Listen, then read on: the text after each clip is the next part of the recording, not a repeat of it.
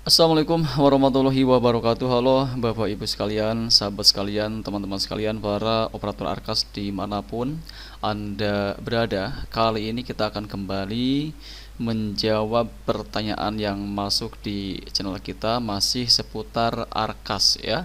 Dimana kali ini ada pertanyaan dari Ibu Halimah Safitrial Fauziah ya. Beliau bertanya soal dana kami masuk di bulan September, sementara kami ada pembelanjaan di bulan Juli dan Agustus. Jadi BKU-nya gimana? Apa langsung tutup BKU atau tidak ya? Baik, untuk Bapak Ibu sekalian yang juga mungkin untuk tahap 2-nya masuknya di September, sementara di bulan sebelumnya ada pembelanjaan. Bagaimana cara penginputan di BKU-nya? Silakan simak baik-baik sharing kita kali ini sampai selesai.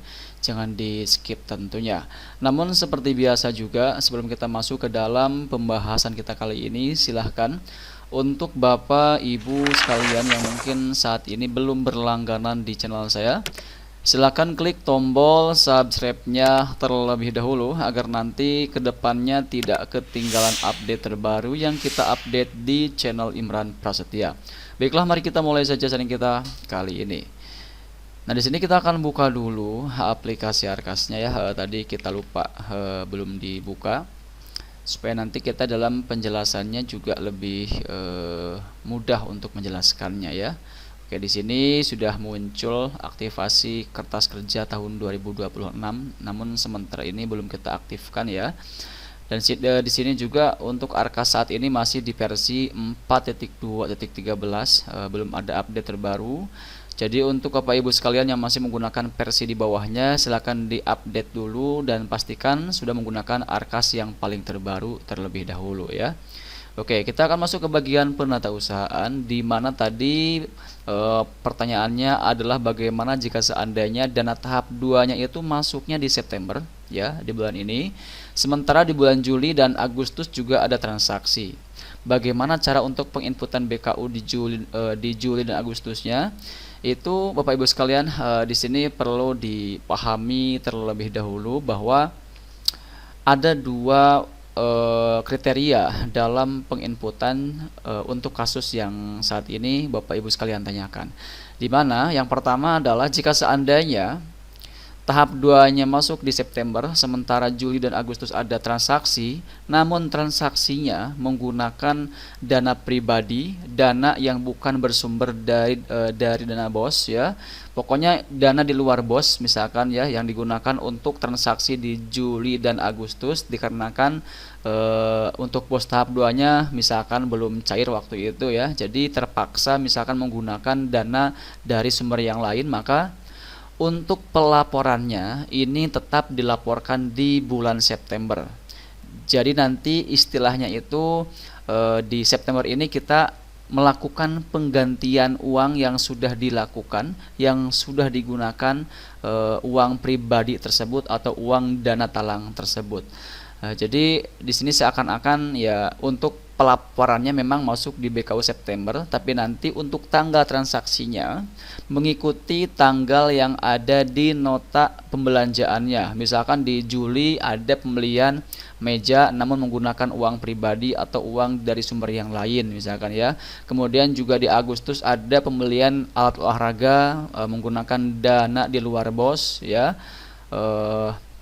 Dan nanti pelaporannya juga akan harus dilakukan bukan di Juli dan Agustus, tapi dilakukannya di September, karena itu uang yang digunakan adalah uang yang bukan bersumber dari BOS. Jadi istilahnya minjem dulu lah, seperti itu ya. Nah, bagaimana cara pelaporannya jika kasusnya demikian, di mana yang digunakan adalah uang dari dana talang? Maka untuk pelaporannya kita akan contohkan misalkan di bulan November ya, dikarenakan untuk September dan Oktober sudah kita tutup BKU. Nah, kita akan buka November. Nah, di sini kita akan contohkan bagaimana cara untuk melaporkan transaksi di bulan sebelumnya namun menggunakan uang pribadi misalkan ya. Nah, caranya masuk ke tambah pembelanjaan. Kemudian nanti di sini untuk tanggal yang ada di langkah 1, karena di Arkas ini di BKU ada 3 langkah.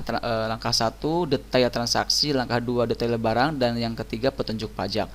perhitungan pajak ya maksudnya. Nah, untuk di langkah 1 ini silakan Bapak Ibu sekalian bisa pilih tanggal di atas tanggal penarikan tunai dari bank untuk tahap 2-nya, atau paling tidak di tanggal yang sama ya, tidak bisa tanggal sebelumnya, seperti itu. Jadi kalau misalkan untuk pelaporannya itu kan langkahnya adalah yang pertama, sebentar ya kita ulangi. Jika seandainya ini bulan September, dana tahap 2-nya masuk di September dan ditarik tunai pun di bulan September, maka langkah pertama adalah melakukan tarik tunai terlebih dahulu. Dikarenakan dana tahap 2 yang masuk dan baru terbaca di Arkas untuk tahap 2-nya, maka akan munculnya itu di bagian dana non tunai. Maka dari itu kita harus ubah dulu ke tunai ya, dan nominalnya itu sesuai yang kita tarik tunai dari bank. Jadi kita klik tarik tunai, kemudian pilih tanggal di mana kita melakukan penarikan uang dari banknya itu tanggal berapa. Misalkan kita melakukan penarikannya tanggal 3. Ya, kemudian kita masukkan nominalnya di sini ya, nominal penarikannya berapa yang ditarik, pastikan sama ya. Dan untuk saldo yang ada di bagian ini adalah saldo non tunai ya. Jadi kalau misalkan di sini kosong, itu artinya saldo non tunainya sudah kosong ya, ini kosong, ini kosong. Tapi kalau seandainya saldo saldo non tunainya masih ada, otomatis di sini pun akan ada nominal yang sama seperti yang ada di kolom non tunai ini. Jadi silahkan masukkan nominalnya berapa yang ditarik ya, misalkan 2 juta, kemudian simpan. Jadi nanti yang paling atas ya, yang paling atas ini adalah penginputan untuk tanggal penarikan tunai dari bank, sehingga nanti untuk uang yang tadinya seluruhnya ada di non tunai akan beralih ke tunai, dan ini yang bisa kita transaksikan atau yang bisa kita gunakan untuk pelaporan yang menggunakan uang cash dalam pembeliannya. Oke, kita akan tambah pembelanjaan. Nah, kita akan pilih misalkan tadi tanggal penarikannya tanggal 3. Nah, ini kita bisa pilih tanggal 3 atau tanggal di atasnya tanggal 4 dan seterusnya. Misalkan di sini kita akan pilih tanggal 4 aja ya, tanggal 4 September misalkan ini ya. Kemudian di sini di bagian ini pilih tunai ya. Kemudian di sini centang jika seandainya pembelanjaan tidak memiliki toko. Kalau misalkan beli meja ada tokonya ya, masukkan nama tokonya di sini ya, misalkan contoh saja ya. Kemudian kita lanjutkan. Nah, di bagian langkah 2 inilah yang membedakan antara pelaporan untuk transaksi yang dilakukan di bulan yang bersangkutan, di bulan yang mana sedang kita isi BKU-nya, atau di sini bisa kita tentukan untuk pelaporan di mana program kegiatan tersebut dilakukan di bulan sebelumnya. Nah, jadi pastikan untuk di langkah 2 ini tanggalnya adalah tanggal yang sama persis dengan tanggal yang ada di nota pembelanjaan.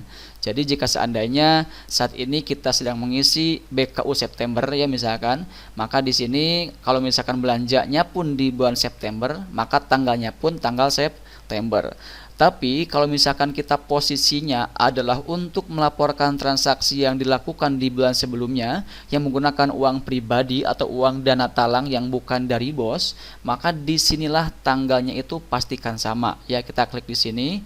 Misalkan kegiatan tersebut, program tersebut dilakukannya di bulan Juli ya. Kita pilih Juli di sini. Tanggalnya berapa? Cek di notanya seperti itu ya. Jadi itulah yang membedakan antara pelaporan untuk transaksi yang dilakukan di bulan sebelumnya dan transaksi yang dilakukan di bulan ini. Seperti itu. Jadi fokusnya yaitu di bagian langkah 2, detail barang dan jasa. Oke, sampai sini kita harap sudah paham ya. Kemudian tadi pertanyaannya apa, lupa sebentar ya. Nah, kemudian untuk poin yang kedua ya, tadi kan yang pertama ya, yang pertama itu jika seandainya kita ingin melaporkan transaksi di bulan sebelumnya namun menggunakan uang pribadi atau uang dana talang dari sumber yang lain ya untuk transaksi tersebut. Nah, untuk poin yang kedua atau kriteria yang kedua adalah ada atau tahap 2-nya memang cair di September, tapi ada transaksi di Juli dan Agustus yang menggunakan sisa dana tahap 1 ya, misalkan seperti itu. Nah, dikarenakan yang digunakan adalah sisa dana tahap 1, yang mana dana tersebut tentu adalah dana BOS, maka silahkan Bapak Ibu sekalian laporkan di bulan yang bersangkutan. Ya, jadi kalau ada transaksi di Juli, laporkan di Juli. Kalau ada transaksi di Agustus, laporkan di Agustus. Jika memang sekiranya dana yang digunakan masih dana BOS, yaitu sisa dari tahap 1. Ya, jadi sampai sini mudah-mudahan bisa dipahami ya, bahwa untuk pelaporannya ini kita akan langsung saja tarik kesimpulan ya Bapak Ibu sekalian terkait pertanyaan tadi. Jadi kesimpulannya adalah, jika seandainya dana tahap 2-nya itu baru cair di September namun ada transaksi di Juli dan Agustus, maka kita pastikan dulu ya, transaksi tersebut menggunakan uang apa? Uang dari mana? Apakah menggunakan sisa dana tahap 1 atau menggunakan uang pribadi atau sumber yang lain yang bukan dana BOS? Dan di sanalah penentu kita dalam penginputan pelaporannya ya, dimana kalau misalkan di bulan Juli dan Agustusnya transaksi menggunakan sisa dana tahap 1, maka pelaporannya tetap dilakukan di bulan Juli atau Agustus. Tapi jika seandainya transaksi tersebut menggunakan uang pribadi atas inisiatif sendiri misalkan ya, atau dari sumber yang lain yang bukan dari BOS, maka untuk pelaporan di BKU-nya dilaporkan di bulan setelah dana tahap 2-nya cair. Jadi istilahnya itu kita sebut sebagai penggantiannya ya, dimana fokusnya itu untuk tanggal yang sesuai notanya kita fokuskan diinputkan di langkah 2 seperti yang tadi kita sampaikan di video kita kali ini ya. Baik, mungkin itu saja yang bisa kita sampaikan pada kesempatan kali ini dan semoga ini bisa dipahami ya. Kalau misalkan masih ada penjelasan dari kita yang kurang jelas dan perlu penjelasan lebih lengkap lagi, silakan bisa bertanya kembali pada kolom komentar yang tersedia di video kita kali ini. Dan pastikan pertanyaannya itu jelas, detail, supaya nanti kita dalam menjawabnya pun bisa paham terkait apa yang ditanyakan ya, seperti itu. Terima kasih, sampai jumpa di sering kita berikutnya. Jangan lupa untuk dukung terus channel kita dengan mengklik tombol like, kemudian share dan juga tekan tombol subscribe-nya supaya nanti kedepannya tidak ketinggalan update terbaru yang kita update di channel Imran Prasetya. Wassalamualaikum warahmatullahi wabarakatuh.